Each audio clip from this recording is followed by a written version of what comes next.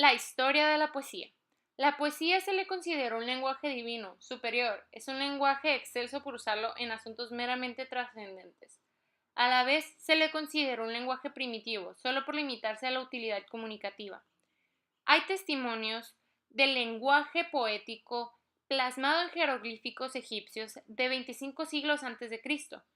Se trata de cantos de labor y religiosos. Por ejemplo, el poema de Gilgamesh fue escrito con caracteres cuneiformes sobre la tabla de arcilla hace unos 2000 años antes de Cristo. Los cantos de la Ilíada y la Odisea, cuya composición se atribuyen a Homero, datan de 8 siglos antes de la era cristiana.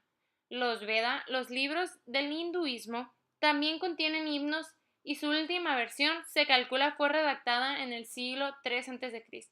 La poesía clásica no se refiere exclusivamente a un periodo de tiempo, sino a la importancia y relevancia de las obras. Se puede decir, dentro del género literario, que las grandes obras que dejaron huella en la humanidad, con el paso del tiempo se convirtieron en obras clásicas. Es por ello que decir que un poema clásico no depende de la temporalidad, sino del impacto que tuvo en la humanidad. Entre los ejemplos más importantes está Homero con la Ilíada y la Odisea, Francisco de Quevedo con A Celestina, a Lope de Vega, Amor, Amor. Enseñanza, como todas las cosas avisan de la muerte. Dante Alighieri con la Divina Comedia. Edgar Allan Poe con El Cuervo, El Corazón delator. Eureka. Pablo Neruda con Puedo escribir los versos más tristes esta noche. Si tú me olvidas o es algo objetivo. Está Rubén Darío con Día de dolor, El ala del cuervo, El canto errante, El país del sol, El poeta pregunta por Estela, La rosa niña, Para una cubana, Triste muy tristemente, un soneto de Cervantes, Venus, Yo persigo y una forma. También está Gabriela Mistral con Desolación, Besos, Caricia, Canción amarga, Piececitos y Dame la mano. Para que pueda existir un poema es necesario que cumpla con una serie de elementos indispensables para entenderlo, que son los siguientes: autor, sujeto lírico, poema, destinatario, destinatario poético, contexto social, que el significado de estos es a continuación. De autor es sujeto que escribe el poema en la realidad histórica. El sujeto lírico, personaje del poema que está dotado de voz y expresa y reconoce dentro del texto. Poema es ese vínculo mágico y asombroso donde se refleja verdades universales enmarcadas por la búsqueda de la belleza. El destinatario va dirigido al poema al lector potencial. Destinatario poético es a quien va dirigido el poema por medio de alusión directa al texto. Contexto social es el momento social e histórico donde surge el poema.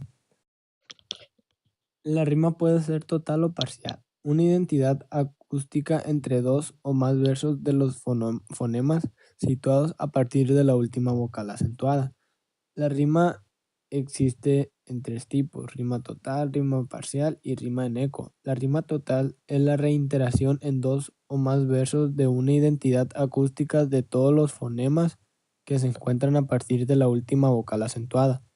La rima parcial es la reiteración en dos o más versos de una identidad acústica de alguno de los fonemas que se encuentran a partir de la última vocal acentuada.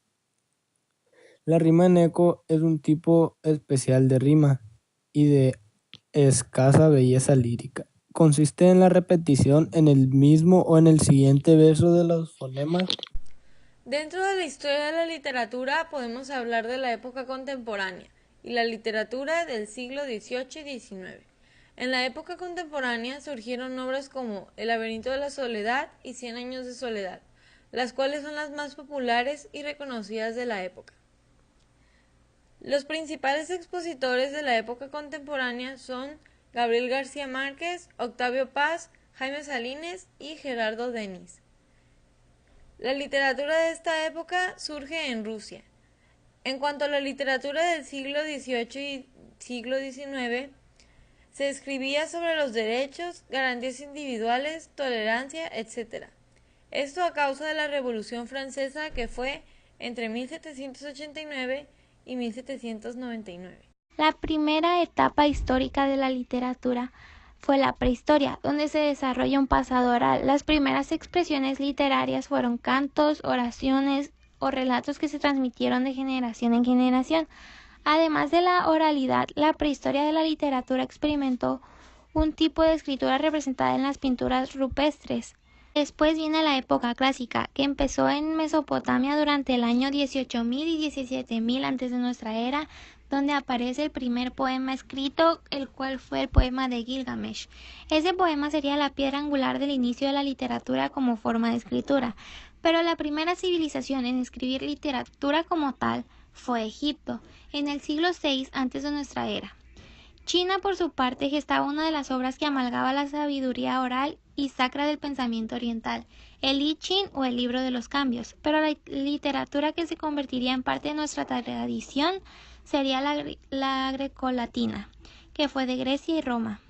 Los autores principales de esta época fueron Cicerón, Horacio con sus poemas que trataban mayormente del arte del bien escribir, Aristóteles, que escribía poética y retórica, Homero, que sentó las bases de la epopeya, Sófocles escribió literatura teatral, Safo se destacó en la poesía, Simias de Rodas, que se destacó en la poesía visual, Platón, gran trovador de la Edad Media, los autores renacentistas también, Miguel de Cervantes y Saavedra y William Shakespeare.